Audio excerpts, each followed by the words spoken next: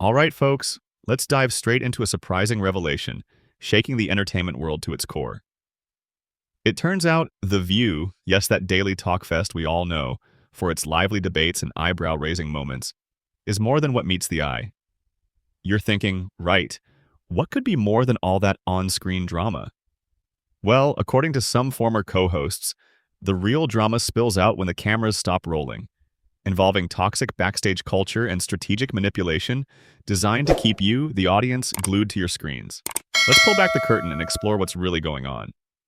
So, let's kick things off with perhaps one of the most intriguing revelations from Candace Cameron Bure. If you don't remember, she held the seat as The View's so-called token conservative for about 2 years. During a recent interview, Candace shared she initially turned down the opportunity multiple times. Yep, you heard that right. She just wasn't up for political discussions. I didn't want to talk about politics, she revealed. But they just kept upping the ante. Producers sweetened the deal, promising her a non-political angle focused on pop culture. Fast forward to her actual experience, things turned out quite different. The pop culture angle, she quickly realized, wasn't exactly the plan. Instead, real fast, it's lobby arguments, with Candace finding herself often singled out as the conservative punching bag. And guys, let's be real, it's no surprise given the show's primarily liberal audience. Kind of makes you wonder how it must have felt being the odd voice out, day in and day out, right?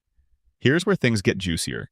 Candace explained that although The View marketed itself as a melting pot for diverse perspectives, it often ran as more of an echo chamber, a platform where dissent was practically drowned in eye rolls and interruptions. They voted for, let me finish. No, I can't let you finish. If you're going to say Maduro's going to murder his thug, I'm not letting you finish. Because that's a damn lie. And I've got a bunch of neighbors and friends who know this. Don't do this to me. Don't mansplain. I'm a 47-year-old girl.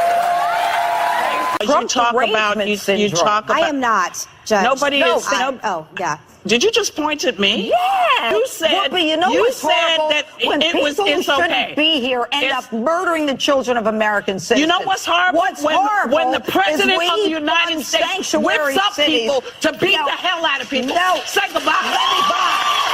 You think Disney is the radical left? Well, I'm talking about. No, but do you think Disney's radical left? That this is the nation that can become more perfect. And what I am concerned about fixing the structures and the systemic racism that is embedded in the fact of the matter is that we don't have to agree. If you disagreed or offered a different perspective, you could probably guess what happened next, immediately shot down or dismissed. Does this surprise you at all? And this isn't just Candace's story. Many conservative co-hosts have shared similar tales of resigning due to what they describe as a clearly hostile atmosphere. They all seem to echo the sentiment that there isn't much space for heartfelt dialogue, more of a platform for lightly touching on subjects rather than deep diving into them. Even Candace, in a typical conversation, she preferred to just share her perspective without needing to counterattack on others' opinions. Now let's rewind the clock back to 2015 when The View was struggling with ratings. What happened next might not shock you if you've been closely following. The producers saw opportunity in the heat and dust kicked up by Donald Trump's presidential campaign. So they pivoted the show, zeroing in as a stage for political fireworks with Trump as the convenient target. And hey, guess what? It worked. Viewer numbers skyrocketed. And here's the catch. This newfound viewership came with a price. That being the need for a scapegoat, a lightning rod for political clashing. Enter Candace Cameron Bure and the lineup of others before her, stepping into arguably the most emotionally taxing role on morning television. All right, let me take you into a typical day in the life as a co-host on The View. It's more than just looking good and speaking your mind on camera. According to Candace, a stack of up to 80 topics was handed over every single night. Seriously, that's like studying for a major exam every day. It was not just emotionally draining, but incredibly demanding intellectually. Often she'd spend hours upon hours researching these topics. But despite all this prep, and just imagine the nerve-wracking effort it must take, the meaningful debates were sadly nowhere to be found. Instead, the show often relied more on emotive appeals and surfaced back and forth to arouse viewer reactions rather than fostering genuine discussions. Here's the ironic twist, though. Originally, The View wasn't meant to be a stage for dueling political views. Its first concept by creator Barbara Walters was built on the premise of sharing different perspectives, reflecting intimate family dinner table conversations. But guys, we know TV evolves, right? Somewhere along the road, it all changed.